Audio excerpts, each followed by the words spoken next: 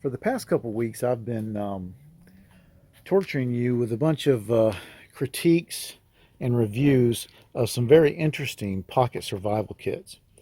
And now it's time for us to build our own pocket survival kit, the ultimate Renaissance Marine pocket survival kit.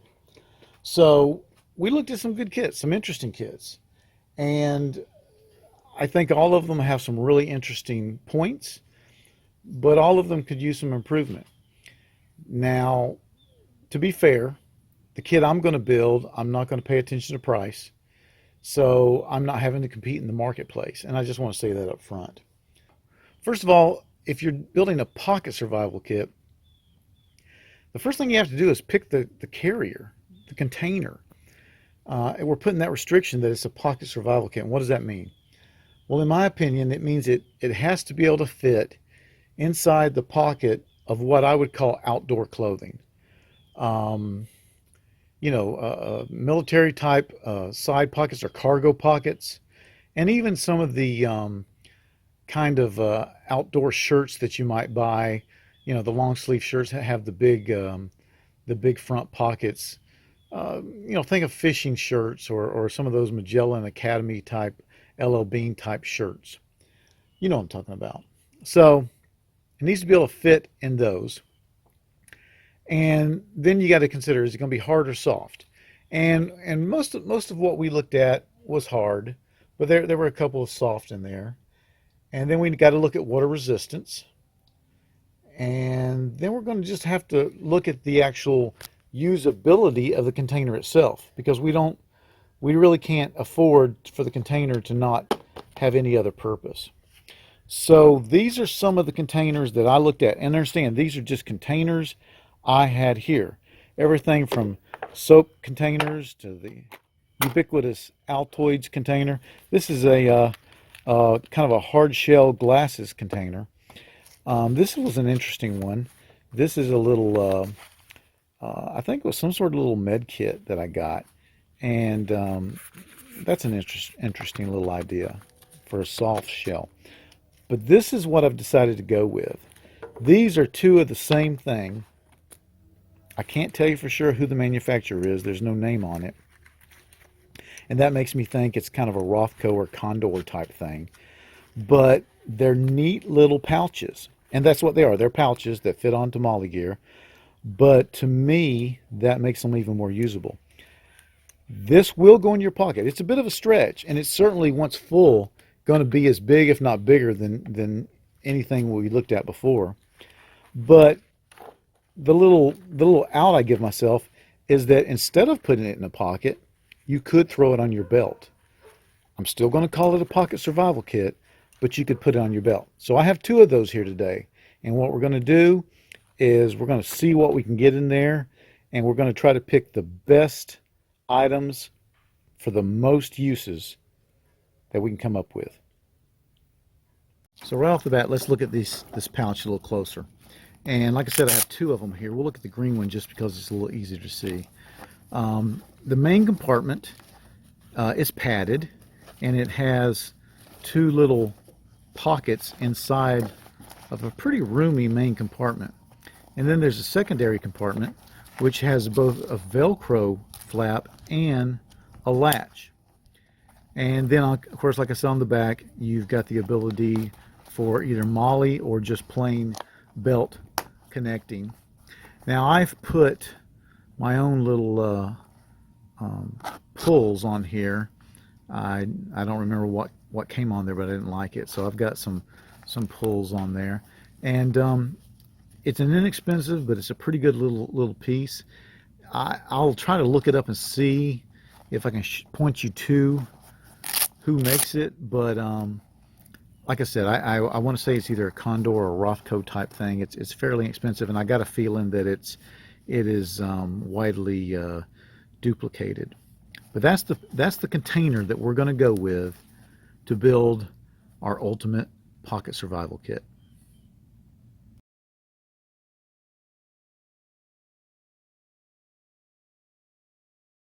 So without further ado, let's open this. Well, right off the bat, you can see that I've got some items on the outside. And that's because I ran out of room on the inside. So I have this cord, which acts as a dummy cord to make sure that everything stays in place. It'll hold the two zippers closed, which whether you use a big long dummy cord like this or just tie the two zippers together, I think that's kind of important to do, because in your scenario you may be grabbing this thing and just going with it and not looking at it till you get farther down the trail in a safer place. So anyway, this dummy cord is going to come in handy. It's got another purpose. All right, so let's speed this up, open this thing up.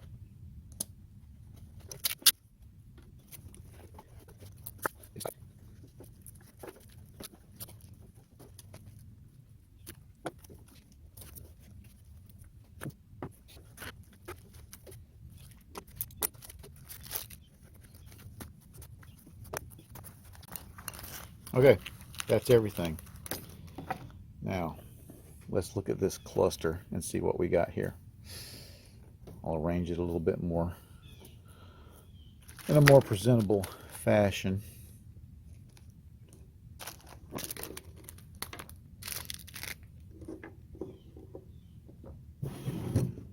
All right, so that's everything that I had inside of this container.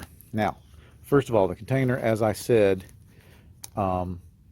it doesn't have to go into a pocket. It can go on your belt. And at this point, that's where that needs to go, on your belt. And certain items will be going back inside, but certain items will not be. Next, you saw this cord on the outside. This cord will become a necklace that other items will hang off of. You also saw this small Gerber knife on the outside. Sorry, let me change hands. This is a pretty good little Gerber. It's nothing fancy, but it does have a lock back. I would prefer that it had been a straight blade, but it's not. And it's got serrations. And there's a dummy cord attached to it, so that you could hang it off of your necklace, or it has a clip, which I considered taking off, but it has a clip so that you can clip it into a pocket. I'm going to put items down here as I work on through. Here's a good whistle. Very nice whistle. You know, just a regular whistle, but it's also dummy corded. And these are all out of the main pocket, by the way. No, I'm sorry. This was on top of the secondary pocket. And then I have a ferrocerium rod and a striker, also dummy corded together with possibly enough cord to actually use. That's how much cord came on it. I changed the cord, but that's how much cord came on it. So I'll double check that. I think I used it with on the cord, so it probably is. But it's one of the items that would go on the necklace if necessary. Then inside of the outer pocket or the secondary pocket is this very slim, and it's a bendable, so I guess it's just made of plastic, emergency reflecting signaling mirror. It's still in the plastic. Then this sealed Altoids container, which pretty much filled up this secondary pocket. You saw how hard it was to get out, and mostly it's hard because I put the tape on there. When the tape wasn't on there, it would slide in and out really easily, but with that Gorilla Tape on there, it was kind of hard to do. Then there's some medicines inside of this sealed container here. Then, and this is something I'm really proud of, this is a water bag. I know I've talked in the past about picking up a bottle as you go, but I have put in a dedicated water bag. Then there's some gauze here that's we're going to talk about as we look at our first aid stuff. And then here's a container that has, as you can see, all kinds of stuff, and we're going to tear that open. Then there's a foil Mylar rescue blanket. Everybody's familiar with these guys. And then there's a mosquito head net, which is probably the item in here I'm most proud of, and we're going to talk about that in depth. So that makes up what came in that Ultimate Pocket Survival Kit. Now let's tear into the different items. First thing we'll look at is the necklace and what I would want to put on the necklace. And those things would be the whistle, the fire starter, and possibly the knife. And the reason why is because you want to have those things on your body no matter what. So it's real easy to make a little survival necklace and just dangle the things off of it. I'm working on some other ideas for survival necklaces, but none of which would fit into this little container. But I really like the idea of it. It's something that they taught us in survival training in the Marine Corps. They teach it a lot of places, is getting the stuff on your body in such a way that if you need to divest yourself of a pack and the stuff in your hands, that you don't lose the important items. And these are pretty important items. And that's why I really wanted to have some semblance of a survival necklace. The Mylar blanket we've already covered. It's just a good thing to have. I would like to find a little bit smaller one, but this one's okay. Signaling, keeping you warm, just a little bit of a shelter, just a good thing to have. The signal mirror. Now, unlike my survival kit that I keep in my Get Home kit, this is not a self-rescue type survival kit. So we've got items encouraging rescue. And so the signal mirror, I wanted that, but I really wanted to make sure I didn't devote a lot of weight and space to it. And that's about the thinnest, smallest signal mirror I've come across. This little bottle here, I really just had some heartache over whether or not to have this little bottle. I like it because it's got a pressure lock on it, so that it's not going to come open easy. And inside, I've got 3 anti-diarrheal and 2 Benadryls. And those are things that I just really believe in. The anti-diarrheal could really save you, and for that matter, so could the Benadryl. All right, let's talk about the water bag. This is a water bag. Oh, I hope I don't get this wrong. I think I got it off Best Glide. If not, I'll put a note when I edit this. But this is a really interesting bag. It rolls up real good. I can't attest to how strong it is and how much wear and tear and crease it can take. But in this scenario, I'm rolling it, not folding it. And I'm hoping that that will give it a little more of a lifespan without getting the memory of the folds. It's sealed right now. You tear off this little thing here and it stands up. It's got gussets, so it will stand up supposedly. And forgive me, it's kind of expensive, so I don't really want to show. I don't want to use it. Forgive me for being cheap. So that's a real change for me. In the past, my survival kits have been one of two extremes. Either there was a canteen or some sort of dedicated water bottle in the kit, in which case to me it kind of lapsed out of the survival kit column, or I carried nothing and just counted on finding something, because like I said, you can very rarely go anywhere in the United States that you don't find some garbage. But you could rightly argue that that garbage then has to be cleaned to some degree, and that's a valid argument. Now let's talk about this. This is a fairly inexpensive, I think it was like $6, Walmart head net. The reason why I have it and not a smaller or cheaper one, and they have smaller and cheaper ones, is because I can see this thing doing a lot of things besides keeping the mosquitoes off you, which is important. But notice that you've got a little bit of cloth here up where the hat should be, where your head should be, the crown of the head. And I just see a lot of uses for this thing. So let's look at them. in a scenario like this where I did not have a bandana, the top of this mosquito head net can act as a bandana to be a pre-filter for any water that we're going to treat. It could also act as a fairly effective net for maybe catching minnows. So there we have the net. Now let's look at this small container that has just all kind of things in it.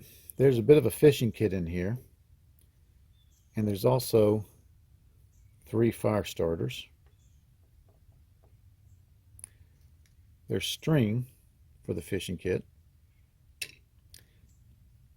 There's needles, actually a needle. There's sinkers or weights, and I don't know if you can see, but there's 4 fish hooks pre-tied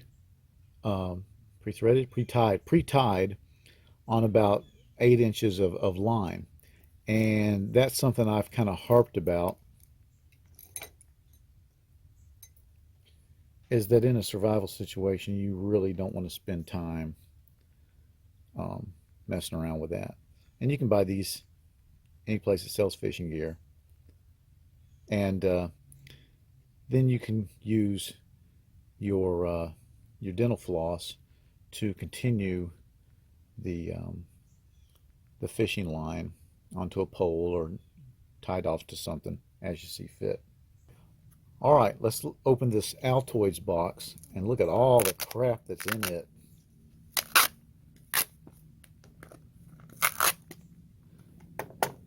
And this tape could also be used. Well, it would have come in handy when I was building that little skimming net. Okay, what's in here? Well, first off, we've got 2 more fire starters for a total of 5 fire starters, which I think is pretty good. Then we've got a compass, and the compass is also dummy corded, so we got one more thing that we can put onto our necklace. And I just think that's a great idea, because now you've got around your neck a way to cut, a way to signal in the form of the whistle. You've got a compass for direction, and you've got a fire starter, and those are all around your neck, and very unlikely to lose them in this manner, because if you lose your head, you don't need these things anyway. Somebody write that down. All right, next I've got this marking device, and what this is a piece of tree crayon or lumber crayon, and it's really good for marking on trees. And wrapped around it, I have some of that orange marking tape that you can get, hunters use to tie and surveyors use, and I've just got it attached there with a little bit of orange duct tape.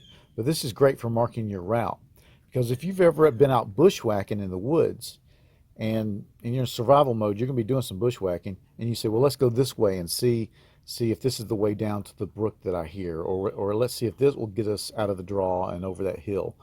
And then you find out you've gone into some brush you can't get through and you need to back out. It's good if you're marking your way, not so much for rescuers, although that could work for them too, but to mark your way for yourself. Then I've got a pencil, and it's also got a fairly good amount of duct tape wrapped around it. Then I've got a flashlight, and this is the little nano light, and I think it's about 10 lumen. It's a pretty good little light, and it also is going to go onto our necklace. It has its own snap, so that necklace is really growing, but it's got really important stuff on it. Then I've got 10 aqua tabs, which will help to treat the water that we're going to pre-filter and then put in our bag. Then, and this is where I want to talk about my med kit, here's one little container of triple antibiotic. one flat piece of gauze. Sorry I don't have this stuff in order. And 2 Band-Aids. Now that's my first aid kit. And combined with some of the duct tape, we could treat some small minor wounds. It doesn't do a lot, but for a pocket survival kit, I think it's pretty good. Then in the bottom here, we've got some Right on the Ring paper, just one piece of Right on the Ring paper. You could cut that in half easily and use it for leaving a note. Say you come upon a vehicle, or you're leaving your vehicle, or if you're leaving a trail, something like that. And then lastly, we've got some Kevlar survival cord, and I will put on here how much this is as far as the length of it. I don't remember, but that's Gearward compact survival cord. So there's our survival cord. All right, so there it all is, everything in this pocket survival kit. I'm pretty happy with it.